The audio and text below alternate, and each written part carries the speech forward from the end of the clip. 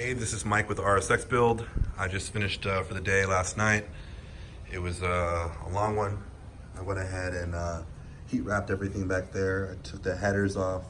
I also oil tapped the drain line into the oil pan. That was done. I took the front cross support off, and obviously the bumper came off. I started drilling holes in here so I can mount the bracket for the intercooler. I do have a high performance radiator coming in. And then I'll go ahead and I'll get all these wires, you know, obviously out of the way, make it look more stock. And then from here, I cut this out and I cut this out in here to create more room for the intercooler piping. So it'll go in there smoothly. And I'm pretty excited about this. I can't wait to get this all put together. Right now it looks like a mess, and it took a while to do. It wasn't all easy, but it's getting there. So you can see some of the parts I took off from before.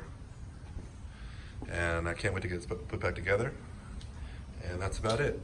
Thanks, guys.